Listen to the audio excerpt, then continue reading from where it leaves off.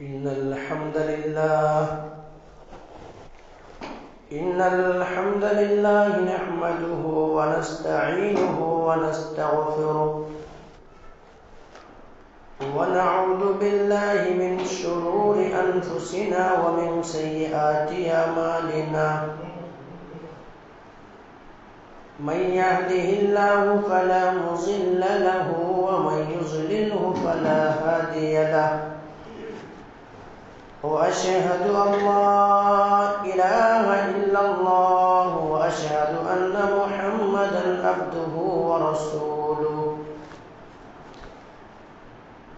يا أيها الذين آمنوا اتقوا الله حق تقاته ولا تموتن إلا وأنتم مسلمون يا أيها الناس اتقوا ربكم الذي خلقكم من نفس واحدة وخلق منها زوجها وبث منهما رجالا كثيرا ونساء واتقوا الله الذي تساءلون به والأرحام إن الله كان عليكم رقيبا يا أيها الذين آمنوا اتقوا الله وقولوا قولا سديدا يصلح لكم أعمالكم ويغفر لكم ذنوبكم ومن يطع الله ورسوله فقد فاز فوزا عظيما أما بعد فإن خير الحديث كتاب الله وخير الهدي هدي محمد صلى الله عليه وسلم وشر الأمور محدثاتها وكل محدثة بدعة وكل بدعة ضلالة وكل ضلالة في النار فقد قال الله تبارك وتعالى في كلامه المجيد والفرقان الحميد أعوذ بالله من الشيطان الرجيم بسم الله الرحمن الرحيم كل نفس ذائقة الموت وإنما توفون أجوركم يوم القيامة فمن زحزح عن النار وادخل الجنة فقد فاز وما الحياة الدنيا إلا متاع الغرور وقال الله عز وجل الذي خلق الموت والحياة ليبلوكم أيكم أحسن عملا وهو العزيز الغفور وقال الله عز وجل كل من عليها فان قال رب اشرح لي صدري ويسر لي أمري واحلل عقدة من لساني يفقهوا قولي رب زدني علما رب زدني علما اللهم رب زدني علما محترم حاضرین جمعہ، دینی اور ملی بھائیوں، عزیز بچوں، پردہ نشین خواتین اسلام، میری معزز اسلامی ماں اور بہنیں، تمام تعریف، حمد و ثنا، کبریائی، بڑائی اس وحدہ لا شریک خالق کائنات مالک ارض و سما کے لیے ہے، جس نے ہم بنی و انسانوں کو اس روئے زمین کے اندر پیدا کیا، اور پیدا کرنے کے بعد اللہ سبحانہ و تعالیٰ نے یوں ہی بلا چوچو چرا ہمیں بھٹکتا ہوا راہ پر نہیں چھوڑا، بلکہ ہماری رہبری کے لیے، ہماری رشد و ہدایت کی خاطر 1,24,000 انبیاء کرام کو اس روئے زمین کے اندر مبعوث کیا، اس روئے زمین کے اندر بھیجا۔ تمام کے تمام نبیوں کے اوپر درود ہو اور تمام کے تمام رسولوں کے اوپر بھی، خصوصاً بالخصوص ہمارے آپ کا آقا جناب محمد رسول اللہ صلی اللہ علیہ وسلم پر اللہم صلی علی محمد وعلی آل محمد کما صلیت علی ابراہیم وعلی آل ابراہیم انک حمید مجید۔ اللهم بارك على محمد وعلى آل محمد کما بارکت علی ابراہیم وعلی آل ابراہیم انک حمید مجید۔ محترم سامعین، میں نے آپ حضرات کے سامنے قرآن مقدس کی آیت کریمہ جو تلاوت کی ہے وہ 3 جگہوں سے پڑھی ہے۔ پہلی آیت جو آپ حضرات کے سامنے پڑھی گئی ہے وہ آیت سورہ آل عمران اور آیت 180 پر 5 ہے۔ اسی طرح سے آپ حضرات کے سامنے ایک آیت پڑھی گئی ہے وہ سورہ رحمان کے اندر موجود ہے۔ تیسری آیت جو آپ حضرات کے سامنے پڑھی گئی ہے وہ سورہ ملک کی ہے۔ اس مناسبت سے آج میں آپ حضرات کے سامنے بیان کروں گا کہ موت ایک اٹل حقیقت ہے۔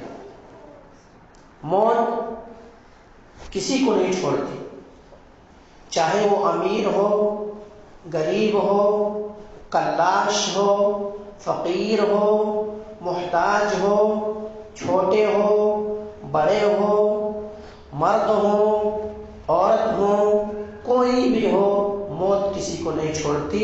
اور ایک بات یہ بھی یاد رکھیں، اگر کسی کو 100 سال مل جائے، 200 سال مل جائے، 1000 سال کیوں نہ مل جائے، لیکن انسان کو یہ دنیا چھوڑنا ہے، انسان کو مرنا ہے۔ اللہ تبارک و تعالیٰ نے قرآن مقدس کے اندر سورہ رحمان کے اندر وہی فرمایا ہے، کل من علیہا فان، ہر چیز فنا ہونے والی ہے، ہر چیز ختم ہونے والی ہے۔ جو بھی اس دنیا کے اندر پیدا ہوا ہے، جو بھی پیدا ہوا ہے وہ دنیا چھوڑنا ہے، دنیا چھوڑ کر کے جانا ہے، مرنا ہے۔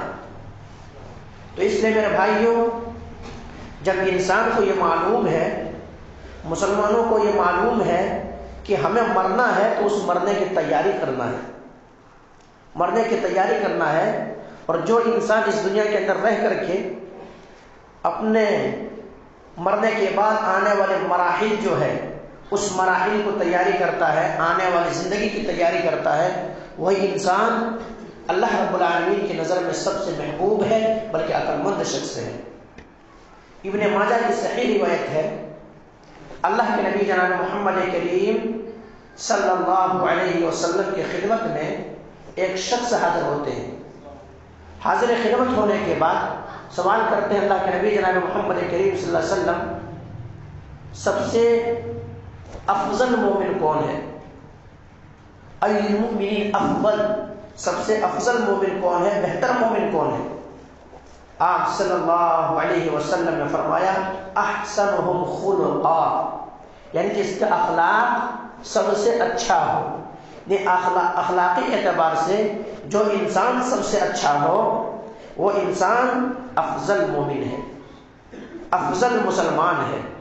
پھر آپ سے سوال کیا گیا دوسرا سوال کہ اللہ کے نبی جناب محمد کریم صلی اللہ علیہ وسلم افضل مومن تو مجھے پتہ لگ گیا کہ جن کا اخلاق سب سے زیادہ بلند ہو، سب سے زیادہ اچھا ہو، وہ اچھا انسان ہے، افضل انسان ہے، لیکن اللہ کے نبی سب سے عقل مند انسان کون ہے؟ عقل مند۔ آج میں بعد میں تبصرہ کروں گا تو اللہ کے نبی جناب محمد کریم صلی اللہ علیہ وسلم نے فرمایا کہ سب سے عقل مند انسان وہ ہے جو اس دنیا کے اندر رہ کر کے آخرت کو نہیں بھولتا ہے، اس دنیا کے اندر رہ کر کے قبر کی زندگی کو نہیں بھولتا ہے، اس دنیا کے اندر رہ کر کے موت کی تیاری کرتا ہے، یعنی موت آنے والے مراحل جو ہے اس مراحل کی تیاری کرتا ہے، تو وہ انسان عقل مند ہے۔ آج ہمارے معاشرے کے اندر عموماً ہوتا کیا ہے، ہمارے معاشرے، ہمارے سوسائٹی، ہماری سماج کے اندر ہوتا کیا ہے، عقل مند اس کو تصور کیا جاتا ہے، وہ انسان عقل مند ہے جن کے پاس سب سے زیادہ پیسہ ہے، وہ عقل مند ہے، جن کو بولنے کا ہنر آتا ہو وہ عقل مند ہے، جو انسان اپنے کاروبار میں بہت آگے ہے وہ عقل مند ہے، جو انسان کے پاس طرح طرح کے انواع اقسام ہے وہ عقل مند ہے۔ ہمارے نظروں میں یہ ہے، لیکن وہ عقل مند نہیں میرے بھائی۔ یہ دنیا کی زندگی تو چند دن کا زندگی ہے، یہ ختم ہو جائے گی۔ اصل عقل مند انسان وہ ہے جو اس دنیا کے اندر رہ کر کے آخرت کی تیاری کرتا ہے، آنے والے مراحل کی تیاری کرتا ہے۔ یہ سفر جو کرنا ہے، موت جو انسان کے اوپر موت واقع ہونے والی ہے، اس موت کی تیاری کرتا ہے، وہ عقل مند ہے۔ یہ چیز ہے میرے بھائی۔ کیوں؟ یہ دنیا جو ہے، یہ دنیا ہمیشہ انسان کے لیے چند دن کے لیے ہے، اور اللہ کے نبی جناب محمد کریم صلی اللہ علیہ وسلم نے تو فرمایا کہ میری امت کی جو عمریں ہیں وہ 60 سے 70 کے بیچ ہے۔ اگر کوئی اس سے زیادہ تجاوز کرتا ہے وہ الگ بات ہے، لیکن 60 سے 70 سال کے بیچ ان کی عمریں ہیں۔ یہ تو کیسی بھی کٹ جائے گی، لیکن وہ آخرت کی زندگی جو ہے 1000 سال کی زندگی ایک دن کی زندگی ہے، 1000 سال کی زندگی ایک دن کی زندگی ہے۔ اسی لیے کسی نے کہا ہے کہ کتنا بے وقوف ہے وہ انسان، کتنا بے وقوف ہے انسان، کتنا احمق ہے وہ انسان، کتنا کم عقل ہے وہ انسان، جو انسان ایک قطرے پانی کے لیے پورے سمندر کو ٹھکرا دے رہے ہو۔ یہ دنیا ایک قطرہ ہے، وہ آنے والے مراحل جو ہے وہ سمندر ہے، تو ایک قطرہ پانی کے لیے پورے سمندر کو ٹھکرا دے رہا ہو۔ تو میرے بھائیوں، میں بتا یہ رہا تھا کہ عقل مند شخص وہ ہے جو اس دنیا کے اندر رہ کر کے اپنے رب تبارک و تعالیٰ کی بندگی کرتا ہے، رب کی عبادت کرتا ہے، اور آنے والے مراحل کے لیے اچھا ایک تحفہ تیار کرتا ہے۔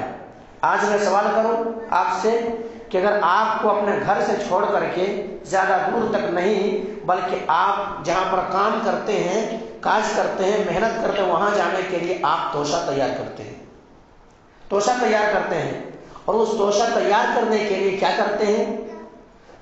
فجر سے قبل ہی اٹھ جاتے ہیں اور توشہ تیار کرتے ہیں کہ توشہ اگر تیار نہیں ہوا پھر کام پر جائیں گے، وہاں کیا کھائیں گے؟ ہوتا نہیں ہوتا؟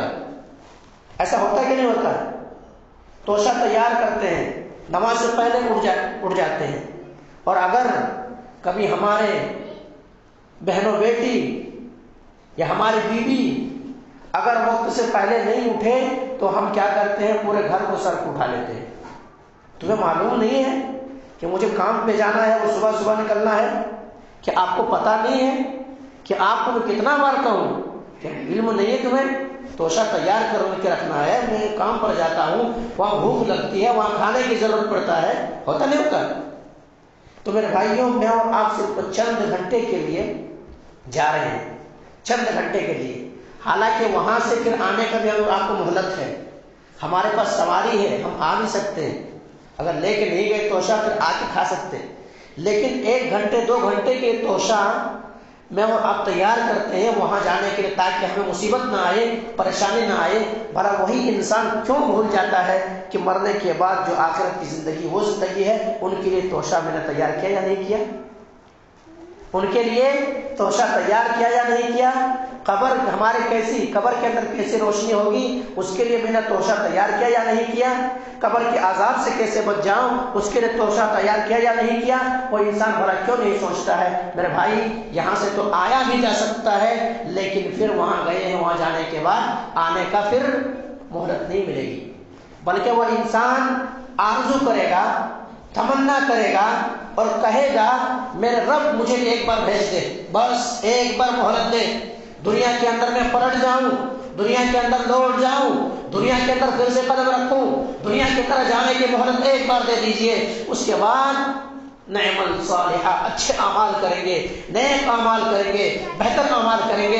اللہ تبارک و تعالیٰ کہ کلا، ہرگز نہیں، تمہیں زندگی دی گئی تھی، زندگی عطا کیا گیا تھا، اس زندگی کو تم نے بھولئیے میں کاٹ دیا، زندگی کا کچھ غنیمت نہیں سمجھا اور تم نے اس زندگی کو اسی طرح ختم کر دیا۔ اب دوبارہ زندگی نہیں ہے، اب تمہاری یہی زندگی ہے۔ میرے بھائیوں، اس کے لیے میں اور آپ تیاری کریں، اس کے لیے تیاری کریں۔ میرے بھائی، ہمارے اور آپ کا ضمیر اتنا مر چکا ہے، ہم اور آپ اتنا، ہماری جو ہے ایمان کے اندر اتنا کمزوری پیدا ہو گئی ہے کہ ہم اپنے کندھوں سے جنازے کو اٹھاتے ہیں، ہم قبرستان تک چل کر کے جاتے ہیں اور دیکھتے ہیں کہ یہ انسان ہمارے ہی ساتھ چلتا تھا، ہمارے ہی ساتھ پھرتا تھا، ہمارے ہی محلے اور ہمارے ہی گاؤں کے اندر رہتا تھا، یہ بھی جوان تھا، ان کے زندگی میں بھی ایسا لگتا تھا کہ ان کا مرنا نہیں ہے، لیکن یہ انسان چھوڑ کے گیا ہے، مجھے بھی ایک کے چھوڑنا ہے، اور ابھی اتنا بے بس ہو گیا ہے، خود نہا نہیں سکتا ہے۔ جب دنیا کے اندر نہاتا تھا، دنیا کے اندر زندہ جب تھا، نہاتا تھا، ان کے من پسند کے صابن استعمال کرتے تھے، من پسند کے شیمپو استعمال کیا جاتا تھا، جب غسل خانے میں جائے تو کئی کئی گھنٹے غسل خانے سے نہیں نکلتا تھا، من پسند اگر پانی ذرا کم گرم ہو جائے تو اور تھوڑا گرم کرتا تھا، اگر زیادہ گرم ہو جائے تو اس کو بھی دیکھتا تھا کہ یہ کیا ہے، زیادہ گرم ہو گیا ہے۔ لیکن جب انسان گیا ہے تو اتنا بے بس ہے کہ ان کو پسندیدہ شیمپو کون سا تھا ان کو پتہ نہیں ہے، پسندیدہ صابن کون سا تھا ان کو پتہ نہیں ہے، ان کو گرم پانی میں نہلایا جا رہا ہے ٹھنڈے پانی میں ان کو یہ تک پتہ نہیں ہے، یہاں تک کہ چڈی جو پہنا ہوا اس چڈی کو اتار لیا جا رہا ہے کینچی سے کاٹ کر کے، یہ تک پتہ نہیں ہے۔ دنیا کے اندر اگر انسان کو بڑا نہ کرتے سب سے بڑی وہی سمجھا جاتا ہے، کتنے بڑی مایوب کی بات ہے۔ یہاں تک کہ کوئی گھڑی پہنا ہوا گھڑی اتار لیا جا رہا ہے، کوئی انگوٹھی پہنا ہوا انگوٹھی اتار لی جا رہی ہے، یہاں تک کہ کوئی موبائل وغیرہ اگر تھا تو موبائل اگر زیادہ مہنگا تھا تو بیٹوں میں کیا ہے لڑائیاں چھڑ گئی ہیں، جھگڑے چھڑ گئی ہیں کہ باپ کو موبائل میں رکھوں گا، وہ کہتا میں رکھوں گا، دوسرے بہن آتی نہیں میرے پاس موبائل نہیں مجھے رکھنا ہے، اگر کار تھا تو کار کے لیے کہتا نہیں یہ پراپرٹی کا حصہ ہمیں بننا چاہیے، چابی چھین لیا جاتا، جذب کر دیا جاتا ہے، اتنا بے بس ہو جاتا ہے انسان۔ اور جس دنیا کو کمانے کے لیے اس نے قد و کاوش کی تھی، محنت کی تھی اور پورے دن و رات ایک کر دیا تھا، انہیں یہ تک خیال نہیں پیدا ہوا تھا کہ مجھے مرنا ہے، اس کے لیے حلال و حرام تک کی باقی تمیز باقی نہیں رکھا تھا۔ آج وہی چیز چھن جا رہی ہے، آج ایک محتاج ہوا ہے بندہ تو کندھے کے سہارے جا رہا، کیوں نہیں سوچتے انسان؟ ہمارے آپ کے لیے سمجھانے کے لیے یہ موت ہی کافی ہے میرے بھائی، کسی انسان کا مرنا ہی کافی ہے میرے بھائی، کوئی انسان مرتا ہے وہی ہمیں اور آپ کو عبرت حاصل کرنے کے لیے، آخرت کی تیاری کے لیے، اور آخرت کے جو ابدی زندگی ہے اس ابدی زندگی کی تیاری کے لیے یہی چیز ہمارے آپ کے لیے کافی ہے میرے بھائی کہ میں نے اور آپ نے کسی کا جنازہ اٹھایا اپنے کندھوں پہ۔ لیکن اتنا کچھ ہونے کے باوجود بھی ایک دن، 2 دن، 3 دن ذرا متاثر ہوتا ہے انسان، اس کے بعد پھر اسی طرح سے زندگی ہے میرے بھائی۔ آئیے میں بتاؤں آپ کو، یہ تو ہماری زندگی ہے، لیکن وہ صحابہ کرام کی زندگیاں کیا تھی؟ صحابہ کرام کی زندگیاں کیا تھی؟ وہ موت کو یاد کر کے کیسے روتے تھے؟ قبر کے پاس کھڑے ہوتے تو کیسے روتے تھے؟ دنیا سے جب رخصت ہوتے تو کیسے روتے تھے؟ آئیے میں بتاؤں صحابہ کرام کی زندگیاں۔ آپ نام سنے ہوں گے حضرت عثمان غنی رضی اللہ تعالیٰ عنہ، یہ داماد رسول ہے، اللہ کے نبی جناب محمد کریم صلی اللہ علیہ وسلم کے داماد ہے۔ نبی کریم صلی اللہ علیہ وسلم نے اپنے 2 بیٹیاں ان کے نکاح میں دیے ہیں، اور اس کے بعد نبی نے یہ اعلان کیا کہ اگر میرے پاس مزید بیٹیاں ہوتی تو میں ایک کے بعد دیگر عثمان کو دیتے جاتا۔ عثمان کا یہ مقام ہے، یوں ہی نہیں میرے بھائیوں، عثمان غنی رضی اللہ تعالیٰ عنہ کا یہ مقام ہے کہ اللہ کے نبی جناب محمد کریم صلی اللہ علیہ وسلم نے اپنی زبان اطہر سے انہیں جنت میں جانے کا سرٹیفکیٹ دیا ہے، جنت میں جانے کا ایک مجلس میں 18 مرتبہ جنت میں جانے کا سرٹیفکیٹ دیا ہے کہ عثمان فی الجنہ، عثمان فی الجنہ، عثمان فی الجنہ، کہ عثمان جنتی ہے، عثمان جنتی ہے، عثمان جنتی ہے۔ اور یہاں تک کہ آپ نے کہا کہ آج کے بعد اگر عثمان کوئی اچھے اعمال بھی نہ کرے، کوئی نیک اعمال بھی نہ کرے، پھر بھی عثمان جنتی ہے، لیکن یہ عثمان غنی رضی اللہ تعالیٰ عنہ کا یہ حال ہے میرے بھائیوں۔ سنیے، جب قبر کے پاس کھڑے ہوتے ہیں تو عثمان غنی رضی اللہ تعالیٰ عنہ کے اوپر یہ کیفیت طاری ہوتی ہے کہ عثمان غنی رضی اللہ تعالیٰ عنہ اتنا روتے ہیں اللہ اکبر کہ عثمان غنی رضی اللہ تعالیٰ عنہ کی یہ گال میں ایسا نشان پڑ جاتے ہیں، چہرے پہ نشان پڑ جاتے ہیں، اللہ اکبر۔ ام ہانی رضی اللہ تعالیٰ عنہ سوال کر لیتی ہے، پوچھ لیتی ہے میرے آقا، آپ کے سامنے جنت کا ذکر ہوتا ہے، آپ کے سامنے جہنم کا ذکر ہوتا ہے، آپ نہیں روتے ہیں، لیکن آپ کے اوپر ایسی کیفیت جب قبر کے پاس کھڑے ہوتے ہیں تو ایسی کیفیت کیوں طاری ہو جاتی ہے؟ آپ اتنا کیوں روتے ہیں؟ آپ اپنے رونے کو کیوں نہیں روک پاتے ہیں اور آپ زاروں قطار روتے جاتے ہیں؟ آپ کو جان تک کا خیال باقی نہیں رہتا ہے، کیا وجہ کیا ہے؟ اللہ اکبر۔ عثمان غنی رضی اللہ تعالیٰ عنہ نے کہا کہ یہ آخرت کے منزلوں میں سے سب سے پہلا منزل ہے، سب سے فاسٹ منزل ہے کہ اگر کوئی انسان اس سے بچا کر کے نکل گیا تو آنے والے تمام مراحل آسان ہوں گے، تمام مراحل آسان ہوں گے۔ کون رو رہے ہیں میرے بھائی؟ کون رو رہے ہیں؟ جن کو اللہ کے نبی جناب محمد کریم صلی اللہ علیہ وسلم جنت میں جانے کا سرٹیفکیٹ دی ہے، جن کے زندگی میں نبی نے کہہ دیا ہے کہ عثمان اگر کوئی عمل نہیں کرے پھر بھی جنتی ہے، لیکن یہ کیفیت ہے میرے بھائی۔ آج میں اور آپ کیا کر رہے ہیں؟ میں اور آپ کس دانے پہ ہیں؟ ہمیں اور آپ کو سوچنا ہے، غور کرنا ہے، تدبر کرنا ہے کہ کیا ہمیں دنیا کو نہیں چھوڑنا ہے؟ کیا ہمیں ہمیشہ دنیا کے اندر رہنا ہے؟ میرے بھائیوں، اگر آپ کو ایسا لگتا ہے کہ ہمیں دنیا کو نہیں چھوڑنا ہے تو آپ اگر جوان ہیں بوڑھے کی طرف دیکھ لیں. آپ جوان ہیں، کبھی وہ ابھی جو بوڑھے بیٹھے ہوئے ہمارے سامنے وہ بھی کبھی جوان تھے، اور وہ بوڑھے اپنے موت کو یاد کرنے کے لیے بس بچوں کی طرح دیکھ لیں، کہیں کہ وہ بھی کبھی بچہ تھا، وہ بھی کبھی بچہ تھا، لیکن جو وقت گیا پھر واپس آنے والا نہیں ہے. وقت جو نکل گیا واپس آنے والا نہیں ہے. ہم اور آپ تو دن کو شمار کرتے ہیں، رات کو شمار کرتے ہیں، مہینوں کو شمار کرتے ہیں، سال کو شمار کرتے ہیں، لیکن میرے آقا اللہ تبارک و تعالی تو سانسوں کو شمار کرتا ہے. ہماری اور آپ کی سانس گنا ہوا ہے. سانس، یہ انسان کتنا دن جیے گا، کتنا دن جیے گا؟ مثلا ایک انسان کی زندگی 60 سال، 60 گھنٹے اور 60 سیکنڈ ہے. 60 سال، 60 گھنٹے اور 60 سیکنڈ ہے، تو وہ انسان 60 سال، 60 گھنٹے، 60 سیکنڈ ہی جیے گا. 61 سیکنڈ نہیں جی سکتا، یا 59 سیکنڈ نہیں جی سکتا. تو میرے بھائیوں، ہمیں اور آپ کو اللہ تبارک و تعالیٰ نے کیوں پیدا کیا ہے؟ وہ آخرت کی تیاری کے لیے پیدا کیا ہے.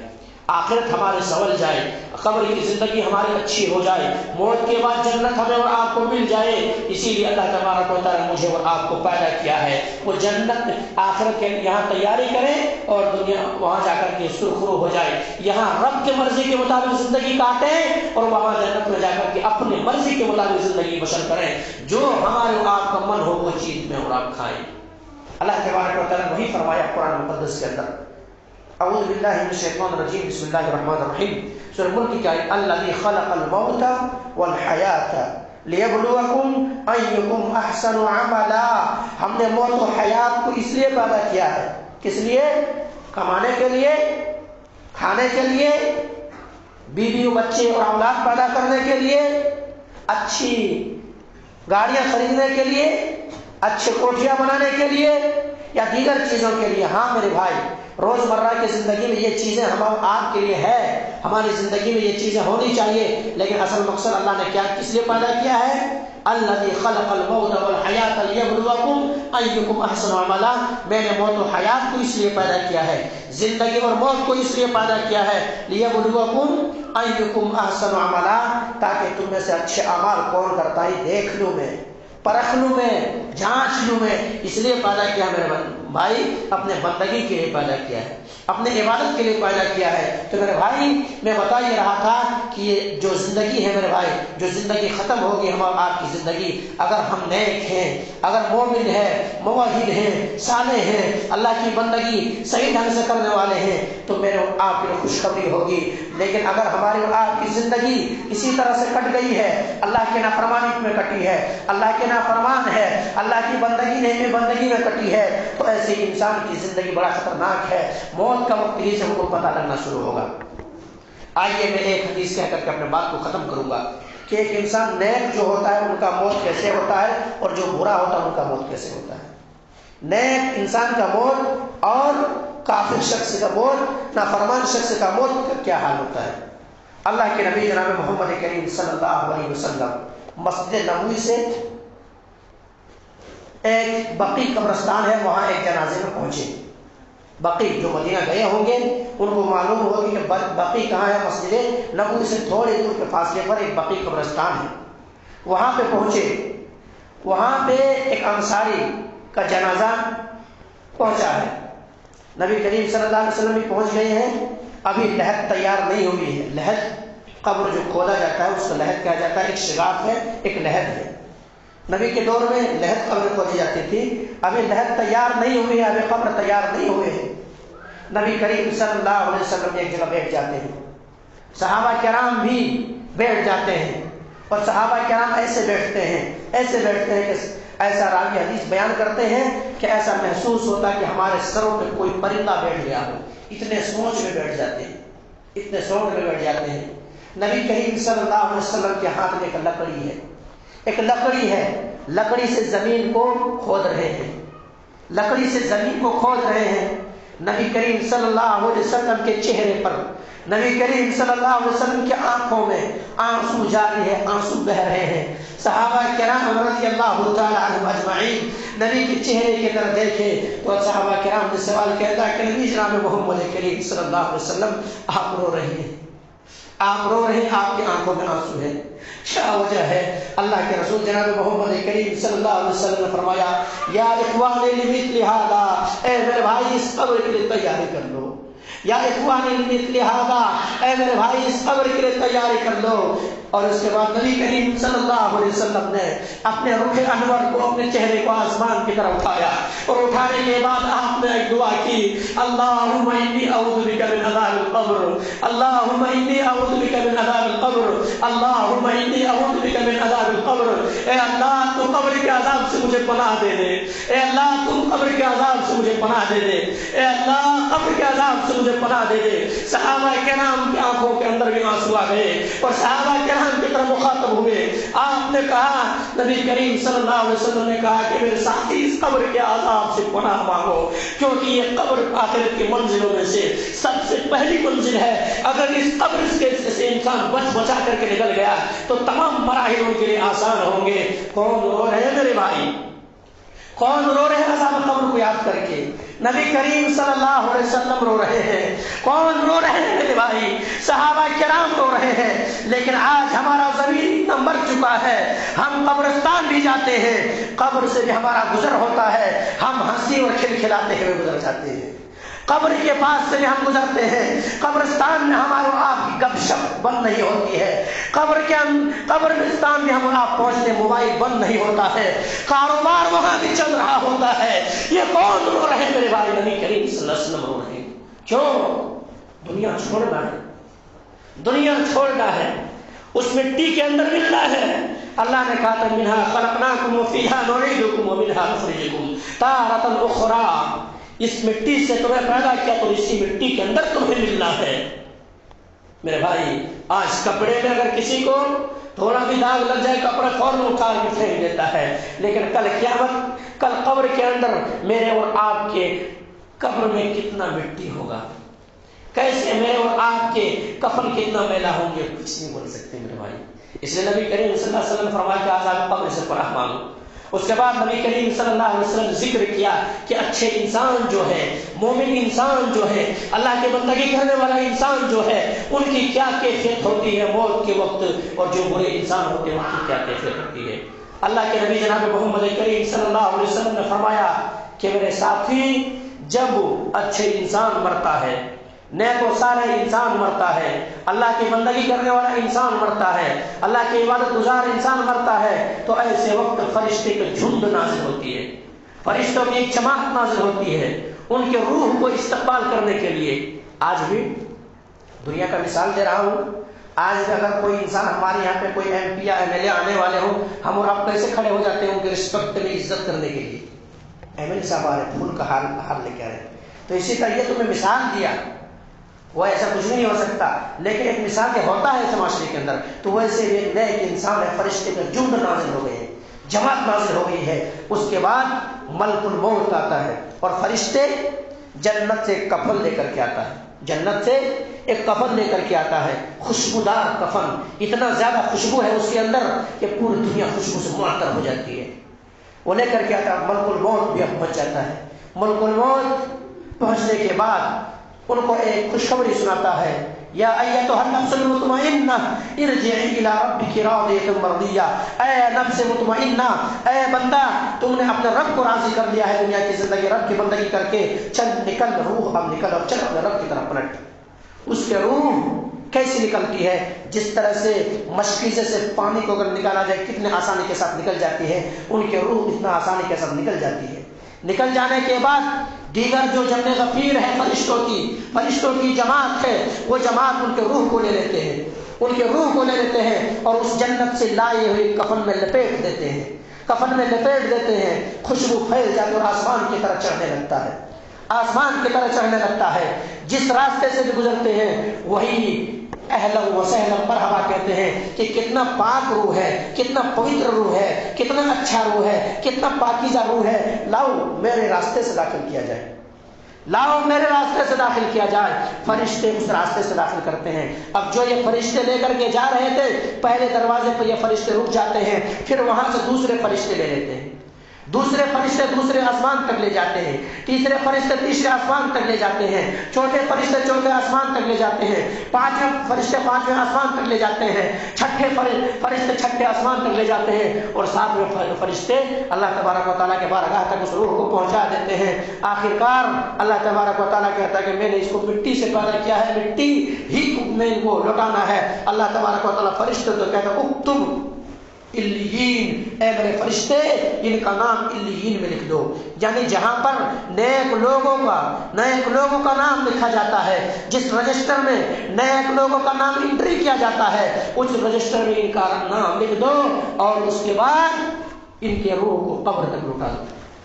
یہاں پر لکھ دیا جاتا ہے، اب قبر کے پاس ان کے روح کو لوٹا دی جاتی ہے، اور اس کے بعد میرے بھائی کیا ہے، اس کے بعد ایسا ہے کوئی انسان تو اب تو وہاں پر نام لکھا جا چکا ہے، اب اس کے بعد ان کی دفن تدفین ہوتی ہے۔ تدفین وغیرہ ہونے کے بعد ایسا ہوتا ہے جب ہم اور آپ کسی میت کو دفن کرتے ہیں، اور جب میں اور آپ چلتے ہیں تو اس کی آہٹ کو سنتا ہے، اور اسی وقت پھر ان کے پاس منکر نکیر آ جاتا ہے، فرشتے سوال جواب کرنے والا آ جاتا ہے، اور اس سے سوال جواب کرتا ہے کہ من رب کا تیرا رب کون ہے، من رب کا تیرا رب کون ہے؟ کون جواب دے گا؟ میرا رب اللہ ہے، جس کی بندگی رب کی عبادت میں گزارا ہوگا، جو رب کو دنیا کے اندر نہیں بھولا ہوگا، جو دنیا کی چکر میں لگ کر کے آخرت کو نہیں بھولا ہوگا، آخرت ہمیشہ ان کی زندگی میں یاد ہوگا، وہ انسان جواب دے گا ربی اللہ، میرا رب اللہ ہے، ربی اللہ، میرا رب اللہ ہے۔ پھر فرشتے سوال کرے گا کہ ماں دین کا، تیرا دین کیا ہے، تیرا دین کیا ہے؟ کون بندہ جواب دے گا؟ جن کو دین محمدی پسند ہوگا، جن کو اسلام پسند ہوگا۔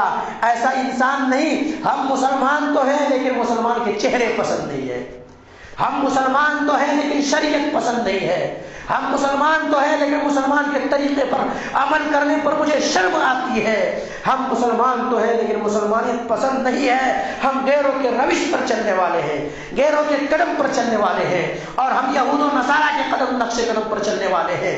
ہم مسلمان ہیں لیکن مسلمانیت اور اسلام پسند نہیں ہے، وہ بندہ کیا کہے گا؟ لیکن جن کو اسلام پسند ہے اور اسلام کے لیے مرنا، اسلام کے لیے مٹنا، اسلام کے لیے جان دینا، سب کچھ تن من دھن لٹانا، جن کو شیوا ہے کہ اسلام کے لیے سب کچھ کر سکتے ہیں، ایسا بندہ کہے گا دین یعنی اسلام، میرا دین اسلام ہے، میں اسلام پر مرا ہوں، مجھے فخر ہے کہ میں نبی کی شریعت کا پابند ہوں۔ پھر سوال کیا جائے گا من رسول کا، من نبی کا، تو جو تیرے درمیان رسول بھیجے گئے تھے، نبی بھیجے گئے تھے، اس کے بارے میں کیا کہتے ہو؟ میں نے سچ جانا اور سچ مانا، اور وہ میرے رسول ہیں، اللہ کے بھیجے ہوئے رسول ہیں۔ اس کے بعد چوتھا سوال ہوگا کہ تم نے کیسے جانا، کیسے معلوم ہوا کہ تیرا رب اللہ ہے، تیرا دین اسلام ہے، تیرا نبی محمد صلی اللہ علیہ وسلم ہے؟ وہ کہے گا وہی نبی کے ذریعے ایک کتاب بھیجا گیا تھا، قرأت کتاب اللہ، میں نے اس کو پڑھا، وہ صدقت، ان کی تصدیق کی، میں نے قرآن کو پڑھا تھا، اس لیے مجھے ایسا پتہ چلا۔ اب فرشتے ان کو کہے، ان کے لیے جہنم کے ایک دروازے کھولیں گے اور کہیں گے اے جوان، اے شخص، تمہارے لیے جو ہے یہ تھا، تمہارے لیے یہ تھا، لیکن تم نے اللہ کی بندگی کر کے، اللہ کو راضی کر کے، اللہ کی عبادت کر کے تم نے رب کو نہیں بھولا تھا دنیا کے اندر، آج اس لیے تمہارے اس میں سے یہ تمہارا جنت بن گیا، یہ جہنم تھا تمہارا ٹھکانہ لیکن جنت بن گیا ہے۔ اور اس کے بعد ان کے لیے جنت کے دروازے کھول دیے جائیں گے، اور اس سے فرشتے کہیں گے کنومت العروس، کنومت العروس، سو جا، سو جا، کیسے سو جا؟ ویسے ہی سو جا جیسے کہ کوئی نوی نویلی دلہن سوتی ہے۔ نئی نویلی جب دلہن آتی ہے کسی کے گھر تو ان کو کیا ہوتا ہے، آرام سے ان کے لیے محفل جما دی جاتی ہے، روم سجا دیا جاتا ہے، اور کہتا ہے سو جائیے اب، کنومت العروس، سو جا ویسے ہی جیسے کہ نئی نویلی دلہن سوتی ہے، اسی طرح سے سو جا، اب قیامت کے دن ہی تم اٹھو گے۔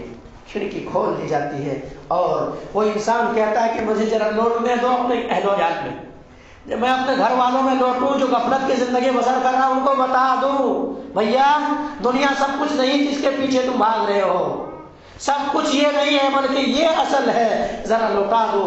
نہیں، اب لوٹنے کا گنجائش بھی ہے، اب آ گئے ہو یہی رہو۔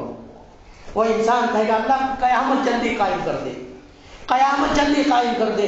جب قبر کے اندر اتنا نعمتیں ہیں، اب جنت کے اندر کیا کیا نعمتیں ہوگی، اس لیے میرا رب اب قیامت جلدی قائم ہو جائے تاکہ میں جنت کے اندر داخل ہو جاؤں۔ تو کون کہے گا یہ شخص؟ کون کہے گا؟ نیک شخص کہے گا، اللہ کی بندگی کرنے والا کہے گا، اللہ کی عبادت گزار شخص کہے گا۔ لیکن جو اللہ کے نافرمان ہے، جن کو اللہ یاد ہی نہیں ہے، جن کو شریعت پسند ہی نہیں ہے، جو مسلمان ہے نام کا ہے، ایسے انسان کیا کہے گا میرے بھائی؟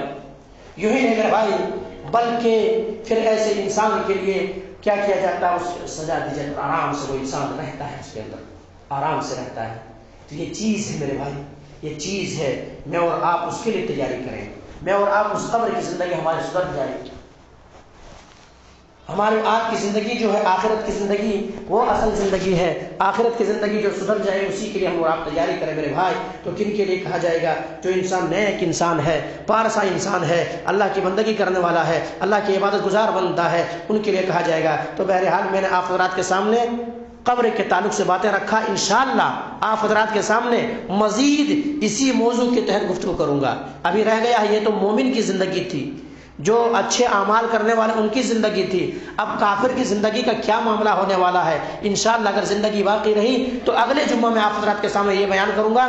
جو اللہ کا نافرمان ہے، جو دنیا کو سب کچھ سمجھ بیٹھا ہے اور رب کو بھول گیا ہے، ان کا کیا حال ہونے والا ہے، انشاءاللہ میں وہ اگلے جمعہ میں آپ حضرات کے سامنے رکھوں گا۔ یہ تو تھا جو نیک بندہ ہے ان کے لیے، لیکن میرے بھائیوں نیک بندے بھی جب جاتے ہیں، نیک بندے بھی جب دنیا کو چھوڑتے ہیں اور انہیں بھی جب قبر کی عذاب یاد آتی ہے تو وہ بھی کیسے روتے ہیں۔ آئیے میں ایک بات کہہ کر کے اپنے بات کو ختم کر دوں گا۔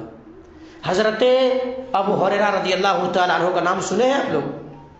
ابو ہریرہ رضی اللہ تعالیٰ عنہ صحابی رسول ہیں، یہ ایسے صحابی رسول، ایسے جلیل القدر صحابی رسول ہے، یہ احادیث کو اخذ کرنے کے لیے، احادیث کو کوٹ کرنے کے لیے، احادیث کو ہم محفوظ کرنے کے لیے نبی کے دروازے طرف بھوکے پیاسے بیٹھے رہتے تھے، اور لوگ منافقین صفت کے لوگ لات مار کے گزر جاتے تھے کہ مر گیا بول کے، لیکن احادیث کی انہوں نے ایسی خدمت کی ہے کہ ایک ایک حدیث کو ہم تک پہنچایا ہے۔ یہ صحابی رسول دنیا کو چھوڑ رہے ہیں تو کیسے رو رہے ہیں، دیکھیے ان کا وفات کا وقت ہے، مرض الموت کا وقت ہے، دنیا چھوڑ رہے ہیں، لوگ عیادت کے لیے آئے ہیں، دیکھنے کے لیے آئے ہیں۔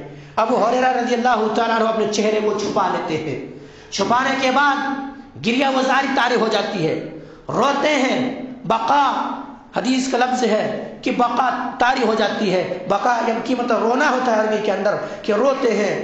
وہاں پہ جو لوگ عیادت کے لیے پہنچے ہوئے ہیں وہ لوگ کہتے ہیں کہ دیکھیے یہ ابو ہریرہ ہے رضی اللہ تعالیٰ عنہ، یہ تو لوگوں کو نصیحت کرتے تھے کہ سب کو جانا ہے، دنیا چھوڑنا ہے، دنیا کی زندگی اصل زندگی نہیں ہے، اب ان کی باری آیا ہے تو یہ رو رہے ہیں شخص۔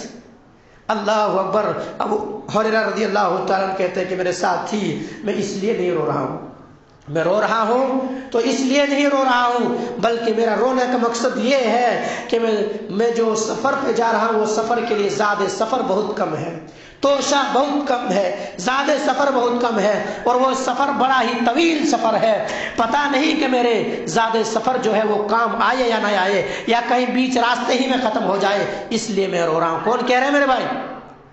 کون کہہ رہے ہیں؟ سننا چاہوں گا آپ کو، کون کہہ رہے ہیں یہ بات؟ ابو ہریرہ رضی اللہ تعالیٰ کہہ رہے ہیں، جن کو جنت میں جانے کی کسی کو شک ہے وہ جنتی ہے، اللہ ان سے راضی ہے اور یہ اللہ سے راضی ہے۔ ایسے صحابی رسول کہہ رہے ہیں کہ اتنا خوف ہے ان کے دل کے اندر۔ اور میرے بھائی ہم اور آپ تو ہیں کہ ہمیں اور آپ کو صرف جمعہ پڑھ لے بس اسی میں خوش ہیں، یا جمعہ نہیں تو عید اور بقرعید پڑھ لے بس اسی میں خوش ہیں، عید اور بقرعید بھی نہیں تو اگر صرف کسی کے جنازے میں پہنچ جائے تو اسی میں خوش ہیں کہ ہم بھی مسلمان ہیں، ہم جنت کے اندر جائیں گے۔ کیا ہی کسی نے کہا کہ آج نمازیوں کی 3 قسم ہو گئے، 3 کیٹیگری ہو گئی، 8 کی، 61 کی، 360 والی۔ 8 والے جمعہ ہے، 61 والے جنازے میں پہنچیں گے، 360 والے عید بقرعید میں پہنچ جائیں گے، نہیں پہنچیں گے تو لوگ کیا بولیں گے بول کے۔ لیکن میرے بھائیوں ابو ہریرہ رضی اللہ تعالیٰ عنہ رو رہے ہیں، زیادہ سفر بہت کم ہے، وہ قبر کی زندگی ہے۔ پھر اس کے بعد پل صراط کی زندگی ہے، پھر نام اعمال وزن ہونے کا وہ گھڑی ہے، پھر اس کے بعد جو ہے نام اعمال دائیں ہاتھ کے اندر ملیں گے یا بائیں ہاتھ کے اندر ملیں گے، یہ پتہ نہیں ہے۔ اس لیے میں رو رہا ہوں، اور کئی اس طرح سے واقعات تھے آپ حضرات کے سامنے سنایا جا سکتا تھا، لیکن بہرحال وقت ہو چکا ہے، اسی لیے آپ حضرات کے سامنے میں یہیں سے اپنے بات کو ختم کرتا ہوں۔ اللہ سبحانہ و تعالیٰ سے دعا کرتا ہوں کہ مولا کریم جو بات کہی گئی ہے سب سے پہلے تو ہم اور آپ کو تو ان باتوں کے اوپر اچھی سمجھ کی توفیق دے دے۔ اس کے بعد مولا کریم جو بھی انسان اس دنیا کے اندر ابھی زندہ ہیں، وہ اپنے کندھوں سے جنازے کو اٹھا رہے ہیں، قبرستان تک پہنچ رہے ہیں، اتنی بڑی نصیحت ان کے سامنے موجود ہے، لیکن پھر بھی وہ انسان آخرت کو بھول گیا ہے، قبر کی زندگی جو ہے آنے والے جو مراحل ہے وہ مراحل کو بھول گیا ہے، دل کے اندر جو ہے سخت ہو چکا ہے، پتھر ہو چکا ہے۔ مولا کریم تو ان کو دلوں کو اسلام کی طرف پھیر دے، اور مولا کریم انہیں بھی آخرت کی تیاری کرنے والا بنا دے، انہیں بھی صوم صلات کے پابند بنا دے۔ مولا کریم جو بیمار ہیں انہیں شفا کاملہ عاجلہ عطا کر۔ مولا کریم جو اس دنیا سے جا چکا ان کی مغفرت فرما دے۔ مولا کریم جو راہ حق سے بھٹک چکا، مولا کریم اسے صراط مستقیم پر گامزن کر۔ تقبل یا رب العالمین وآخر دعوانا الحمدللہ رب العالمین، سبحان ربک رب العزة عما یصفون وسلام المرسلین والحمدللہ رب العالمین برحمتک یا ارحم الراحمین۔